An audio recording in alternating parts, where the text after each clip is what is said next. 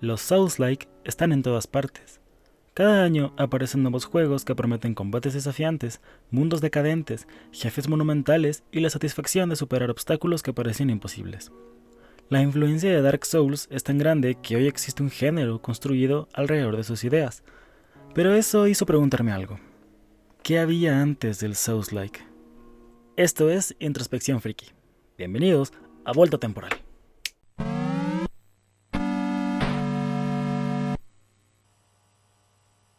Cuando hablamos de estos géneros, normalmente solemos asumir que alguien los inventó, como si un día apareciera un juego que se convertiría en algo revolucionario. Pero la realidad, obviamente, suele ser más compleja. Ningún género nace de la nada, ninguna idea viene del vacío. Tardé 4 días en escribir este guión, y mientras más investigaba la historia de los Souls, más evidente se volvía una conclusión que parecía extraña. Dark Souls no inventó nada. No inventó la dificultad, no inventó la exploración, no inventó la narrativa ambiental, no inventó la sensación de peligro y no inventó la muerte como castigo. Y sin embargo, cambió los videojuegos para siempre. ¿Cómo es esto posible? Para entender esto, tenemos que recordar cómo era la industria en 2009. La séptima generación de consolas estaba en su apogeo. Call of Duty imponía el ritmo frenético. Gears of War popularizaba las coberturas y los Quick Time Events. Assassin's Creed llenaba mapas de iconos. Todo estaba diseñado para ser accesible, fluido, cinematográfico incluso. La muerte era un breve tropiezo, no un castigo, y la dificultad se consideraba una barrera que había que eliminar, no era una herramienta de diseño. Dentro de este contexto, un juego lento, feo y hostil como lo fue Demon's Souls no tenía cabida en la industria. Y sin embargo, algo logró resonar, y es que tal vez alguien como tú o como yo estaba esperando esa experiencia. Tal vez porque la verdadera innovación no está en crear algo nuevo. Tal vez la verdadera innovación estuvo en tomar ideas dispersas de décadas atrás y unirlas en una sola experiencia. Es por eso que hoy no quiero hablar como tal de Dark Souls. Quiero hablar de todo aquello que existió antes y que hizo a la saga Souls lo que es hoy en día.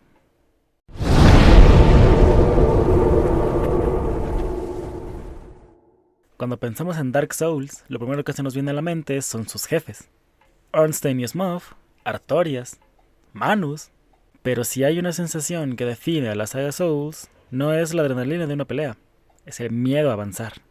Abrir una puerta, doblar una esquina, bajar una escalera, entrar a una habitación que parece tal vez demasiado silenciosa. Es la sensación constante de que hay algo esperándote del otro lado. Y aunque muchos asocian esta atmósfera con Dark Souls, From Software llevaba décadas experimentando con ella.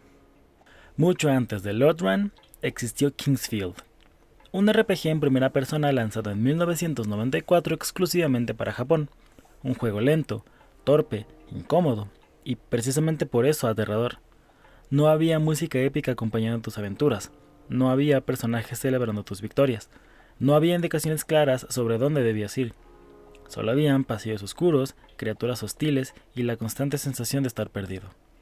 Pero Kingsfield no fue el único experimento de From Software en esta dirección. En 1998 lanzaron Shadow Tower para PlayStation, un juego que llevaba la opresión al extremo. No había música, los colores eran casi inexistentes, los enemigos aparecían de la nada, y a diferencia de Kingsfield, el equipo balanceaba la dificultad para que cada paso fuera una decisión de vida o muerte. Shadow Tower también introdujo una mecánica que décadas después volvería en Dark Souls 2. Las armas se rompían permanentemente si no las reparabas a tiempo. La sensación de que tus herramientas podían fallar en el peor momento era una capa extra de tensión. Y fuera de From Software, hubo un juego que entendía el miedo de forma similar: Eternal Darkness para GameCube. No era un Souls, ni remotamente cerca, pero entendía que la verdadera angustia no viene de monstruos enormes, sino de la imprevisibilidad. Ese juego manipulaba al jugador. Fingía que se borraban los datos de la partida, simulaba que el televisor se apagaba, reducía el volumen sin aviso y rompía la cuarta pared para infectar la realidad del jugador. Es bien sabido que los Souls no recurren a trucos tan baratos o a trucos tan absurdos, pero sí comparten esta filosofía, y es que el miedo como tal no está en el diseño del monstruo, está en la traición de la confianza. No son juegos de terror, ni por asomo, pero entendían algo que los Souls plantearían muchos años más tarde.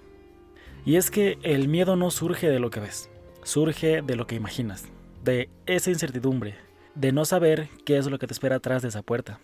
Y aunque hoy muchos jugadores jamás han tocado Kingsfield, yo me incluyo en esa camada, su ADN sigue presente en cada uno de los Dark Souls.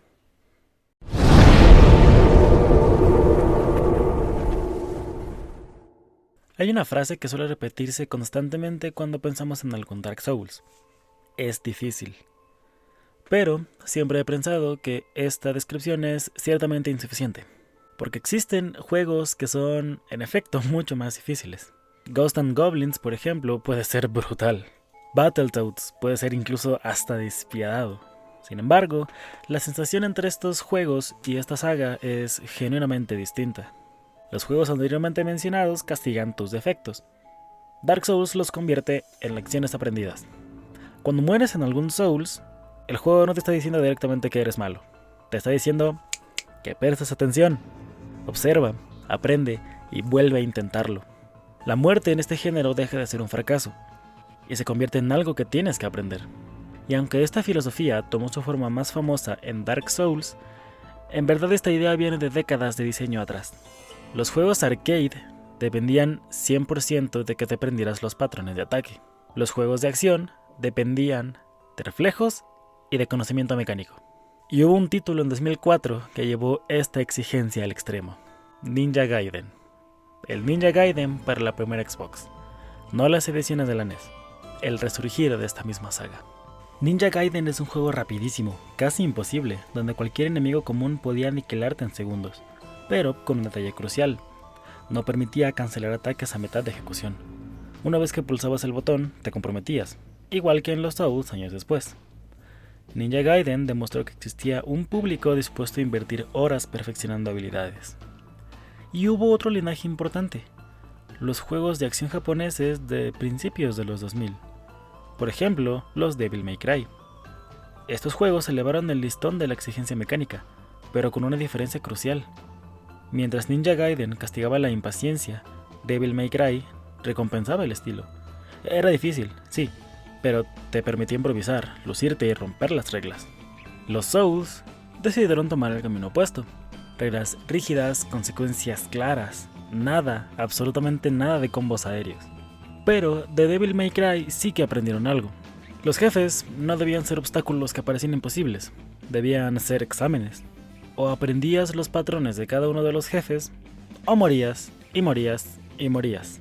Y al morir, empezabas justo antes de la pelea, no en la hoguera de hace media hora. Y ese respeto por el tiempo de los jugadores fue un puntazo, un punto muy clave en esta historia. Y si vamos más atrás incluso, y si vamos a los 8 y 16 bits, Castlevania ya entendía algo que los Souls perfeccionarían, y es que el diseño de enemigos no es aleatorio. Cada enemigo tiene un propósito educativo. El esqueleto que lanza un hueso te enseña a agacharte, el cuervo que vuela hacia ti te enseña a esperar, el jefe te exige aplicar todo lo aprendido. Castlevania Rondo of Blood o Super Castlevania 4 ya tenían jefes increíblemente complicados, tenían vulnerabilidades específicas y la necesidad de estudiarlos antes de poder hacer un ataque. Los Souls simplemente añadieron una cámara en tercera persona y un elemento de RPG. Y también añadieron algo muy importante: la paciencia. No se trataba únicamente de tener reflejos rápidos, se trataba de tener comprensión también. Cada enemigo era un problema, cada combate era un rompecabezas, y cada muerte era una pista. La dificultad dejó de convertirse en un muro, y se volvió un maestro.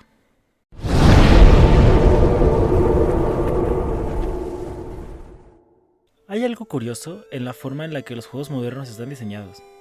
Saben exactamente a dónde quieren que vayas, y hacen todo lo posible para llevarte a ese lugar. Tienes brújulas, tienes marcadores, tienes mapas interactivos, tienes lugares luminosos, tienes flechas, tienes mensajes, tienes recordatorios. Todo esto diseñado para que la posibilidad de perderse sea mínima. Pero los juegos no siempre fueron de este modo. Y es que durante gran parte de la historia de este medio de entretenimiento, la exploración era parte vital. El primer Zelda prácticamente te soltaba en un mundo desconocido y esperaba que descubrieras el resto por tu cuenta. Metroid hacía algo similar. No te guiaba, solamente te abandonaba y confiaba en que la curiosidad fuera suficiente para impulsarte hacia adelante. Décadas después, Morrowind llevaría esta filosofía aún más lejos. Los personajes no colocaban marcadores en tu mapa, solo te daban instrucciones, preguntaban si habías prestado atención y esperaban que los escucharas. A ver, no estoy diciendo que Miyazaki haya jugado a Morrowind, no hay evidencia palpable de eso. Pero ambos juegos bebieron de la misma idea olvidada, que perderse puede ser mejor que te guíen. Pero incluso antes de Morrowind, hubo un juego que desafió el diseño de mundos inmersivos sin tutoriales. Ultima Underworld, un RPG en primera persona lanzado en 1992 donde no había mapas automáticos, ni brújulas mágicas, ni indicadores de misión. Tenías que dibujar tu propio mapa en papel, como en los juegos de mesa de los 80s. La exploración era literalmente cartográfica. System Shock llevó esa idea al terror sci-fi. Te soltaba en una estación espacial sin más instrucciones aparte de sobrevivir. Los mensajes grabados te daban pistas, pero no te decían explícitamente qué debías hacer. Tenías que prestar atención, tomar notas y probar hipótesis. ¿Qué hicieron los Souls con todo esto? Fácil, lo digitalizaron. No requieres papel, pero el juego tampoco te da el mapa. Tu memoria y orientación son las únicas herramientas que tienes disponibles. ¿Recuerdas ese pasillo que viste hace 3 horas y que no puedes abrir? Bueno, ya puedes abrir. Ahora solo tienes que recordar en dónde estaba. Es básicamente Ultima Underworld con mejores gráficos y mejor iluminación. Los Souls terminaron por heredar esa confianza en la inteligencia del jugador, esa confianza en su curiosidad, esa confianza en confiar en su capacidad de explorar sin tener una lista de tareas que lo esté guiando constantemente. Y en una industria cada vez más obsesionada con la accesibilidad y la optimización de la experiencia, esa idea se sintió revolucionaria. Pero no precisamente porque sea nueva, sino porque simplemente todos habían dejado de hacerla.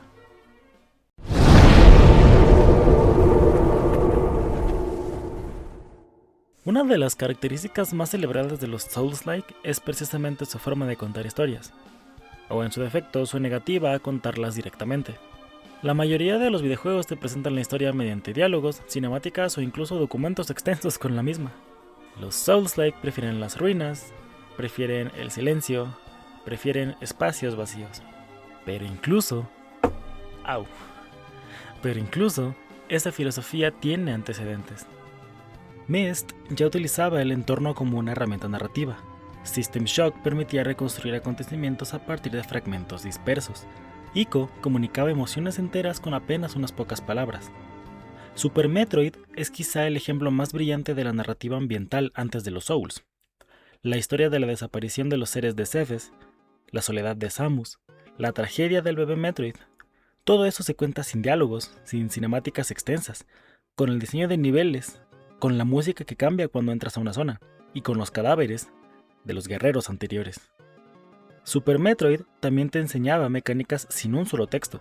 Te mostraba un animalito que rompía un muro corriendo, y entendías que podías hacer lo mismo. Ese respeto por la inteligencia del jugador es idéntico al de los Souls-like. Y por supuesto, Half-Life demostró que se podía contar una historia compleja sin arrebatar el control del jugador. Nunca sales a una pantalla de misión completada, porque todo ocurre en tiempo real, mientras exploras, mientras disparas, mientras sobrevives. Los Souls-like adoptaron esta regla de hierro.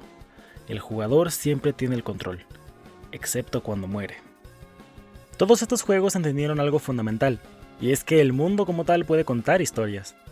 Un castillo abandonado, una espada oxidada, una ciudad destruida, una estatua rota o un cadáver olvidado. Todos estos logran transmitir información y piezas del lore incluso si no pueden hablar. El subgénero de los Souls-like llevó esto un paso más adelante y convirtió la arqueología en información narrativa. Nosotros, el jugador, dejamos de ser un simple espectador y nos convertimos en investigadores. Cada descripción de cada objeto era pieza de rompecabezas que estábamos armando. Cada escenario se volvía una pista y cada ruina albergaba una pregunta. Y tal vez es por eso que estas historias resultan tan memorables hoy en día. Y es que no recibíamos la historia, éramos parte de ella y la íbamos descubriendo.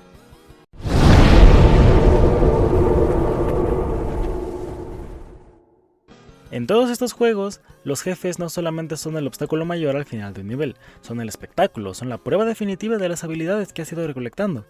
Y a menudo suelen ser aterradores, no por su tamaño, sino por su dificultad. Pero este arte de los jefes memorables también tiene ancestros claros. Shadow of the Colossus es el ejemplo más obvio. 16 jefes y nada más. Todo el juego es una sucesión de encuentros monumentales, cada uno con su propia técnica, su propio ritmo, su propia tragedia. Escalar a un coloso mientras se sacude, agarrándote de su pelaje, buscando su punto débil.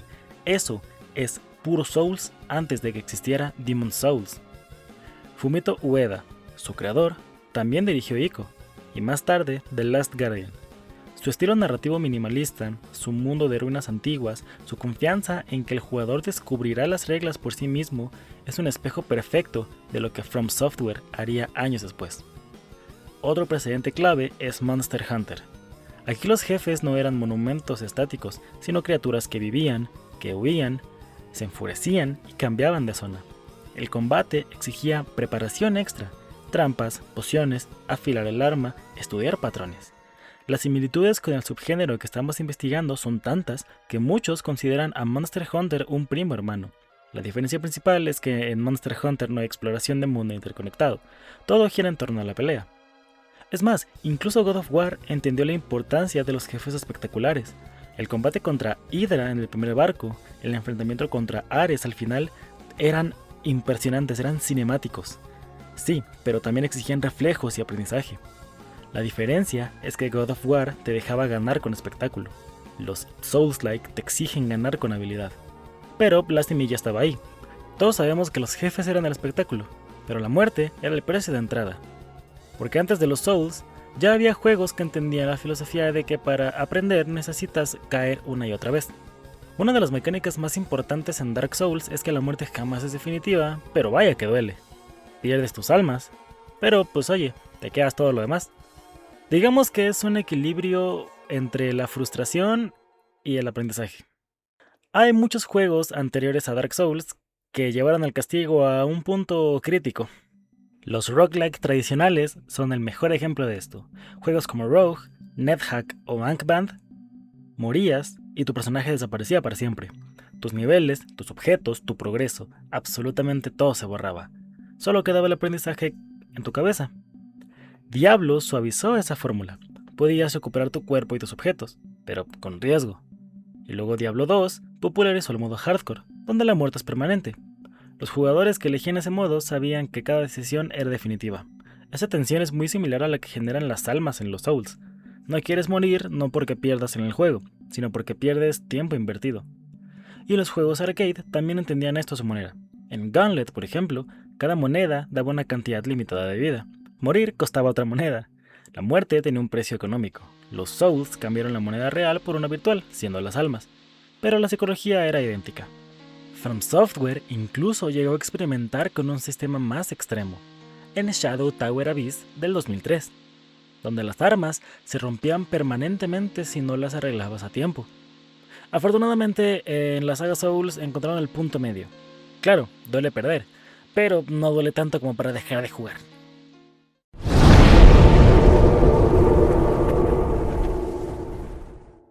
Cuando pregunto y cuando investigo lo que hizo especial la experiencia de Demon's Souls en 2009, no pienso solo en el juego.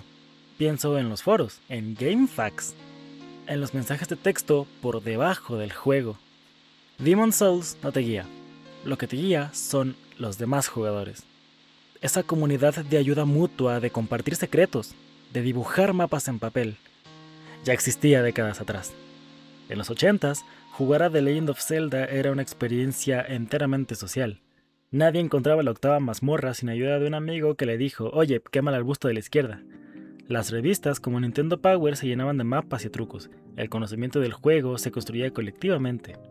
Metroid tenía el famoso secreto de la pared invisible. Castlevania 2 tenía pistas absurdas que nadie entendía sin una revista. Star Tropics incluía una carta física que había que mojar para revelar un código. La comunidad era necesaria para completar el juego. Es bastante lógico y acertado decir que los Souls digitalizaron esta experiencia. Los mensajes en el suelo son boca a boca de los jugadores de los 80s, en tiempo real. Y la posibilidad de ver a los fantasmas de los jugadores que ya murieron en tiempo real te hace sentir parte de una experiencia. No estás solo en este sufrimiento. Incluso existe el fenómeno de los invaders, jugadores que entran en tu mundo para arruinarte la partida y matarte. Esto tiene un precedente en el PvP de Ultima Online, el primer gran MMO donde podías asesinar a otras personas.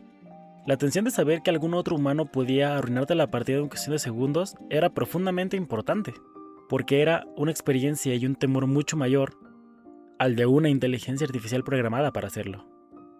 Los Souls supieron balancear eso en una experiencia en solitario.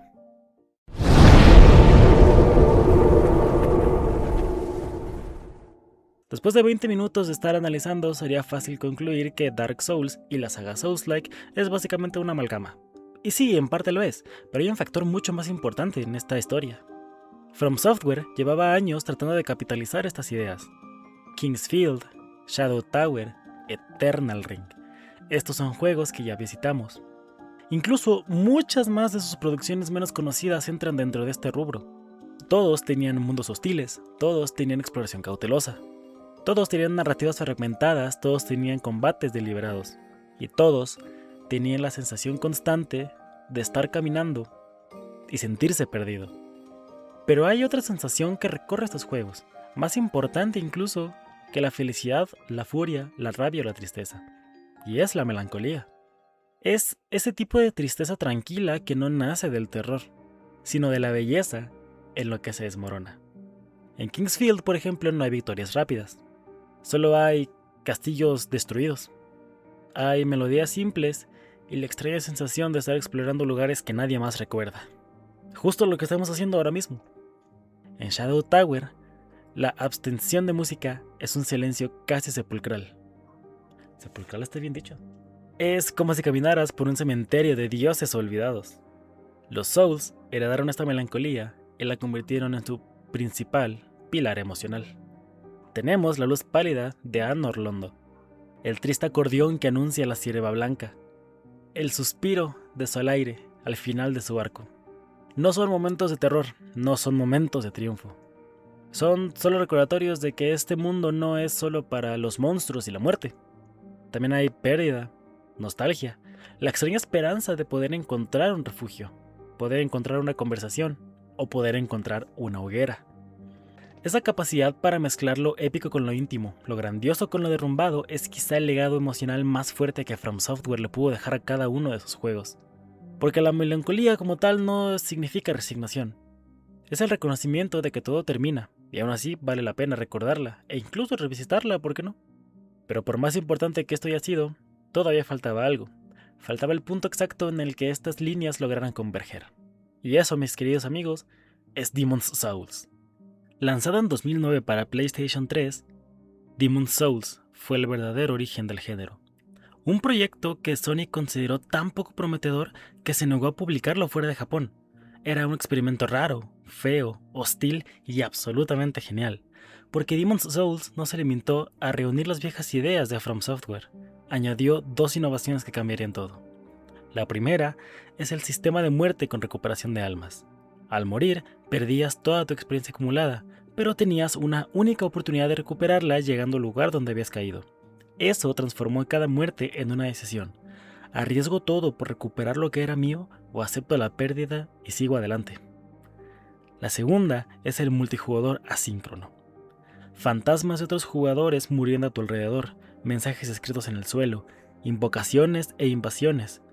Por primera vez, la soledad del mundo se sentía poblada por ecos de desconocidos. El mundial ya empezó y yo no puedo acabar este video, esto es inhumano. Todos sabemos que Demon's Souls no fue una inspiración repentina. Fue el resultado de una obsesión de From Software. Fue una búsqueda que llevaba más de una década en desarrollo. Y cuando finalmente llegó la oportunidad de poder reunir esas ideas en una misma amalgama, el estudio no estaba improvisando, el estudio solamente estaba refinando detalles.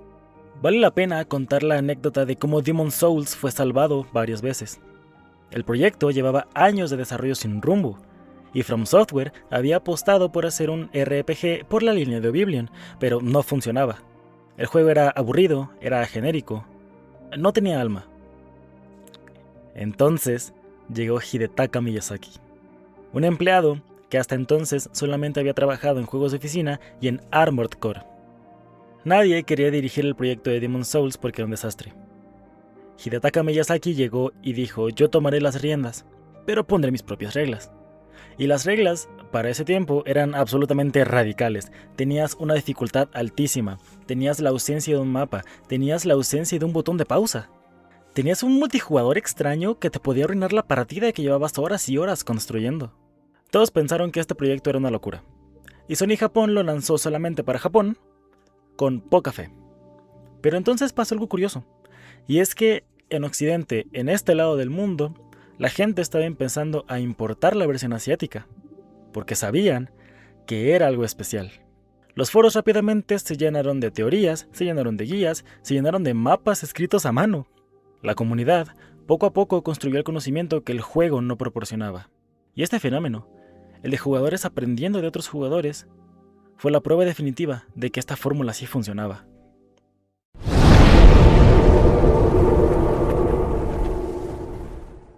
Entonces, después de casi media hora de análisis, podemos regresar a la pregunta inicial.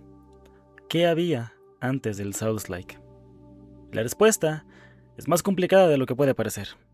Había juegos difíciles, había juegos misteriosos, había juegos que castigaban al jugador, y había juegos que contaban historias mediante sus escenarios. Había juegos que confiaban enteramente en la exploración, y había juegos que generaban miedo a través de la incertidumbre. Todas las piezas ya existían, solamente hacía falta juntarlas. Porque la verdadera innovación de Demon's Souls y posteriormente de Dark Souls no es el hecho de que hayan inventado algo nuevo, es que lograron congeniar ideas que llevaban décadas y décadas flotando aparte. Lograron tomar elementos que ya flotaban y funcionaban por separado e hicieron que trabajaran juntos. Porque la dificultad reforzaba la exploración reforzaba la narrativa reforzaba la atmósfera reforzaba el miedo, y el miedo reforzaba la sensación de logro. Todo estaba conectado. Y luego llegamos a la hoguera. La hoguera no es solo un punto de guardado. En los Souls, la hoguera es básicamente un contrato. Puedes recuperar todas sus fuerzas, curarte por completo, restaurar tus pociones, pero al hacerlo, el mundo también se recupera. Todos los enemigos que derrotaste vuelven a la vida. Cada avance tiene un precio, y cada descanso también es un reinicio. Esa mecánica aparentemente simple es la que ata a todo lo demás. Convierte la exploración en un cálculo constante. ¿Sigo adelante con pocos recursos o retrocedo a la hoguera y enfrento todo lo que ya superé? Como las llamas de una misma hoguera, todas las ideas se alimentan entre sí. Es interesante comparar la hoguera con otro sistema icónico de guardado, la máquina de escribir de Resident Evil. Allí también tenías que elegir entre avanzar o retroceder para guardar. Pero la máquina de escribir no reseteaba tu mundo, solo congelaba tu progreso. La hoguera, en cambio, sí que reinicia todo. Es casi un ritual de reinicio del ciclo, es un nuevo amanecer. Los primeros Souls también tenían un límite. Las hogueras no estaban en todas partes, tenías que encontrarlas, y entre una y otra había un tramo peligroso, lleno de enemigos que ya derrotaste, pero que volverán a aparecer. Ese diseño elimina el concepto de ir guardando, te fuerza a dominar el tramo por completo, no solo un salto de habilidad aislado. Resident Evil 4 ya había experimentado con checkpoints que respetaban el ritmo, pero nunca con la brutalidad de hacerte repetir todo un nivel. Porque la hoguera no es un punto de guardado, es un pacto con el diablo. Yo te devuelvo la vida, pero te la vuelvo a quitar si no eres capaz de llegar más lejos.